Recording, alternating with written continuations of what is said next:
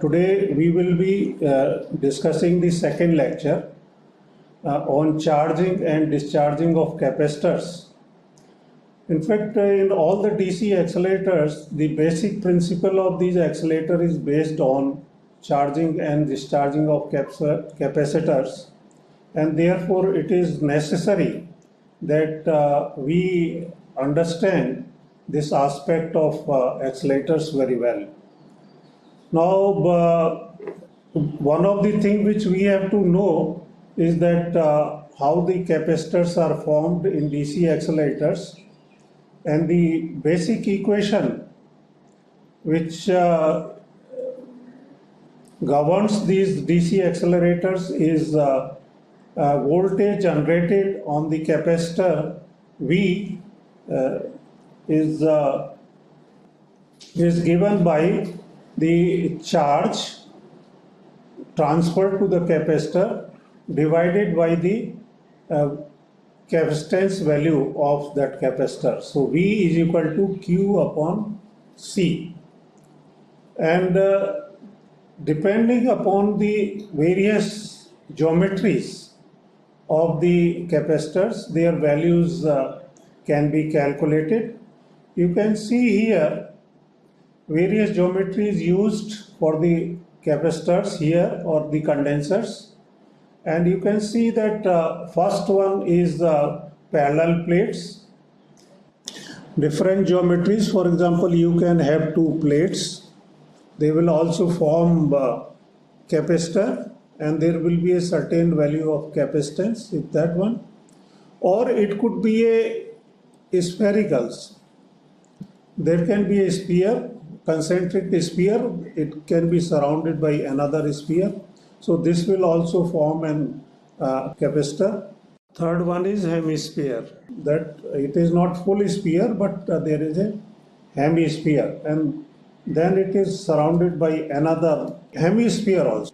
In the case of Van de Graaff tandem accelerators, which you see in a little while from now, is that this whole system is enclosed inside a pressure vessel, and that acts like a second electrode, which is so this becomes like as if it is two plates, but they are hemisphere. Another geometry which is possible and which is used, for example, in the case of tandem accelerators and pelletrons, is cylindrical. So that means there is a high voltage terminal like this, and this whole thing is put inside a tank, which is a continuous one. So this center portion, which is the high voltage terminal, acts like a capacitor. So these are various geometries which are used, and the capacitor values, which is capacitance, they are different for different geometries. In the case of Cockcroft-Walton, we are directly using capacitors, and those capacitors are charged through diodes. They can be charged through resistors also, but charging through diodes is advantageous, and that you will be in subsequent slides. And these are some of the things which we have to understand before going to the accelerators. So now you can see here, this first one is a Cockcroft-Walton, and it's a picture of 1 million volt Cockcroft-Walton at Tata Institute of Fundamental Research, which was set up in the late 50s. Then there is a line diagram of Van de Graaff, and you can see that the top portion is a high voltage terminal, which here is the hemisphere surrounded by a pressure vessel, and that pressure vessel is used to increase the dielectric constant of the medium. So it is filled up with the gas, insulating gas, so that this high voltage terminal can be raised to higher voltages. As I mentioned in the last lecture, that in the case of cockroach Waltons, which are open air type, there the maximum voltage which could be raised to was about 1.25 to about 1.5 million volts. That was because it was an open air type, and there was a corona formation or the breakdown of the voltage because of high gradients. And the gas surrounding was at 1 atmosphere air, which has a certain dielectric constant, and that is why the voltage was leaking, sparking was taking place, and we could not go to more than 1.5 million volt in the case of cockroach Walton type of accelerator. In the case of Van de Graaff accelerator, the whole thing is enclosed in a pressure vessel which is filled up with the insulating gas, a mixture of nitrogen and carbon dioxide. But later on, a much improved gas like SF6, and that is used to fill up this whole system. And as a consequence of that, in the case of Van de Graaff, the voltage could be raised to about 10 million volts. However, later on, there was an improvement and in the accelerator technology, and going to the pelletrons, where the charging was done using pellet chain and all that, and voltage could be raised to the terminal to about up to 35 million volts. The accelerators were designed for 35 million volts. That was because the manufacturing accuracies of the terminal and of course the purities of SF6 and removal of sharp points. So these are some of the things. So you can see here that the first one is 1 million volt cockroach Walton. Second is a line diagram of Van de Graaff accelerator. Then the third one on the upper half is a 2 million volt tandem accelerator. This was also modified in the late 90s and early 2000 to a 6 million volt folded tandem ion accelerator, and with a 6 million volt as the terminal. So it could be improved. And one of the improvement was because of the change of the insulating gas. The nitrogen plus carbon dioxide oxygen was replaced by SF6 gas, and of course the improvement in the manufacturing technologies. Later on then we also had a 14 million volt pelleton accelerator, that TIFR, and this could go even to 15 million volts, and these things will be discussed later on in some other lecture.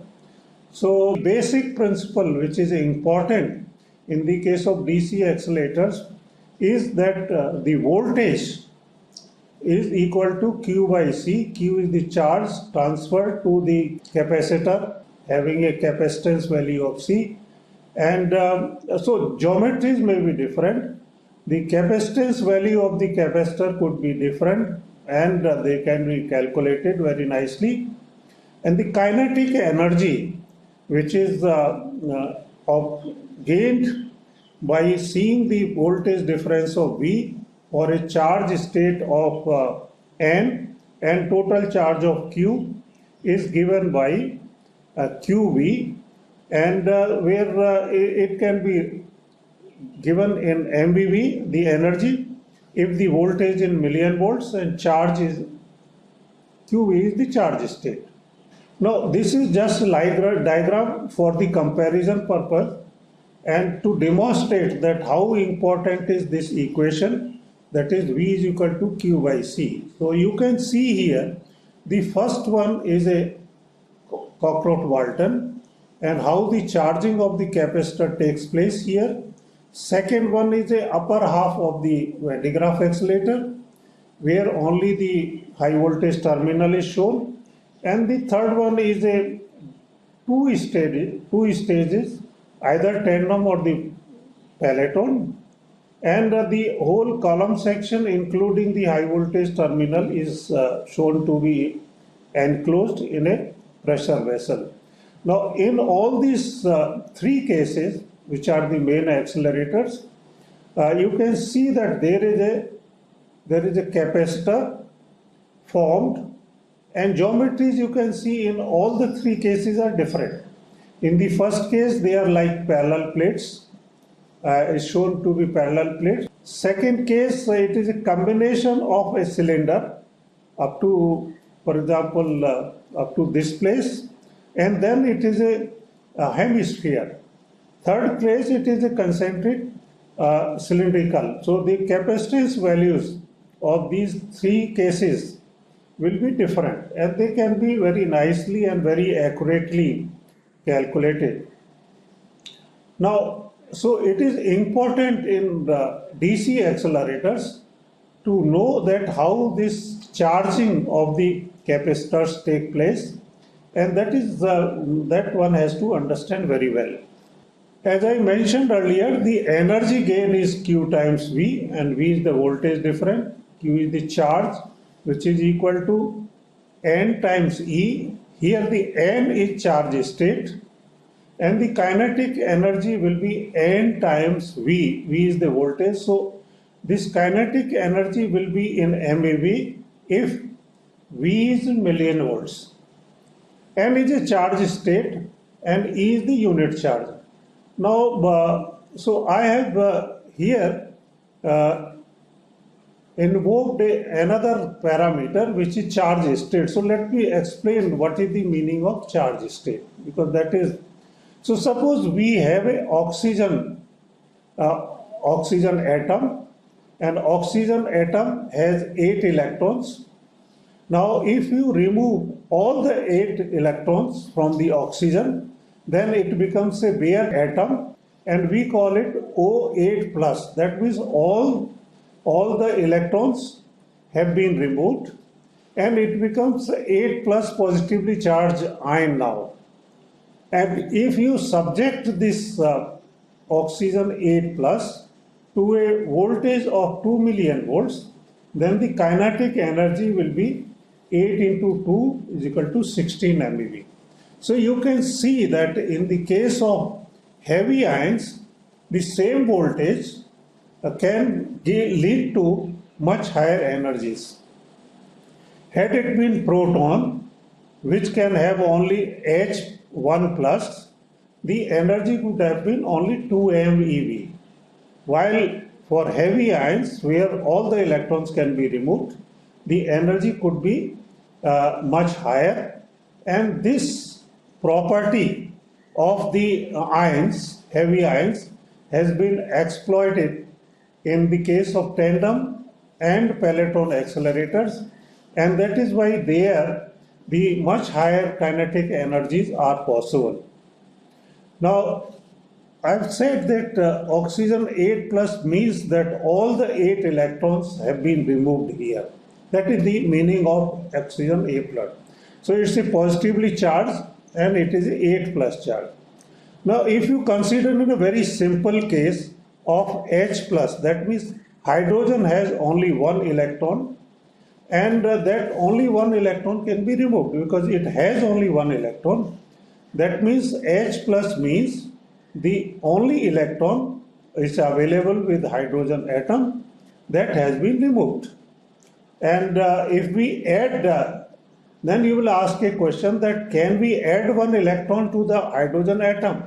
I think yes, it is possible, and that is what is required in the case of peloton or even tandem accelerator, where initially in the first half of the accelerator, the negative ions are injected and accelerated. So if you add one electron instead of removing it to the neutral atom, then it becomes H minus. H minus means that it is one extra electron has been added to H atom. Similarly, in the case of oxygen, suppose you have oxygen atom and you add one electron, you attach one electron, extra electron, that will be called as a oxygen minus, which means one electron, extra electron has been added. Now, if you take how the configuration will look like, now in the case of, let's say, hydrogen, which has only one electron, so it will be in the first cell, which is S cell. So it will be configuration or orbital configuration will be 1s1 because there is only one electron. However, if you remove that electron, then it becomes H plus and the configuration will be 1s0 because there is no electron now. But if you add one extra electron, then it becomes 1s2. S orbital can have only two electrons, so it will. So suppose there is heavy ions, then you add one more electron, then it will go to the next orbital. So this is how the orbital configuration in the case of hydrogen will look like. Now coming back to charging and discharging, which is responsible for voltage generation in the case of DC accelerators. So all the DC accelerators, and I am going to talk about mainly for Cockcroft Walton, Van de Graaff, Tandem and Peloton. They are all based on the voltage developed on the high voltage terminal, and high voltage terminal is nothing but like a capacitor, and we have to charge. So we have to transfer the charge to that capacitor, and according to that equation which is given in the bottom, V is equal to Q by C, the voltage will be generated. So therefore it is very important that we should know well to calculate the value of capacitance, as well as how charging takes place, how efficiently charging is done, charge is transferred to this capacitor. These things will define or determine the efficiency of the accelerator. So if we take, for example, one capacitor and keep adding charge to this capacitor, its potential will keep rising according to that equation. So we can say effectively, suppose there is a capacitor and its voltage is about V. Therefore, that means you have transferred Q amount of charge to that. So you can write that charge Q is proportional to the voltage generated on that capacitor. This effectively means that the Q is equal to C into V. Then C is nothing but a constant of proportionality and is called capacitance of the capacitor. So you will see that the basic equation in all these accelerators is V is equal to Q by C. This is a basic relation which we have to remember, and how accurately we can determine Q value, Q is charge, and calculate the C value. The voltage determination will be that much accurate. So let me now see that how the charging takes place, if you know all the parameters. So let us take a very simple circuit which consists of a capacitor C, capacitance value of C, and there is a resistance of value R, and we put a battery with a electromagnetic force epsilon. Then if you close this circuit, suppose I put a battery, I put a key in between and close that key, then the circuit will be closed and the current will start flowing and charge will be collected on the capacitor. That means the energy will be stored. So it effectively will look like as if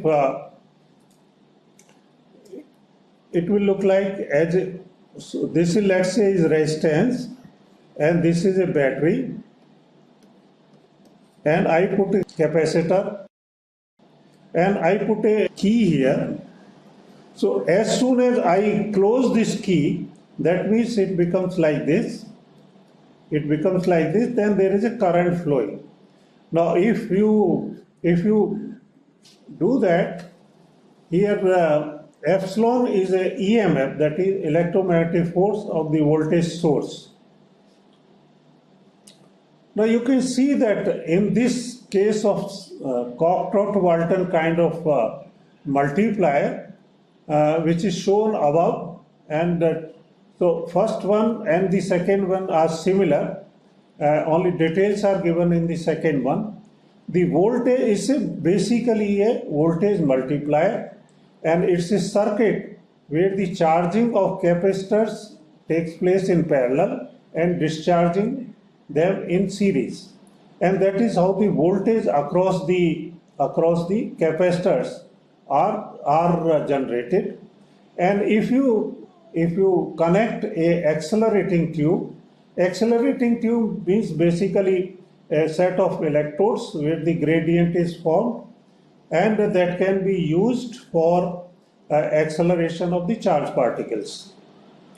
Here you can see that I have used, instead of resistance, we have used here the diodes, and there is a reason for that, because diode has a property that in one direction the diode,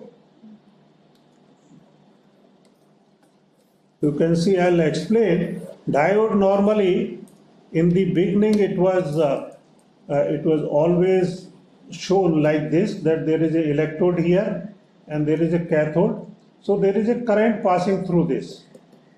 So this was earlier was a diode circuit, diode element, but now this was when the vacuum tube was used.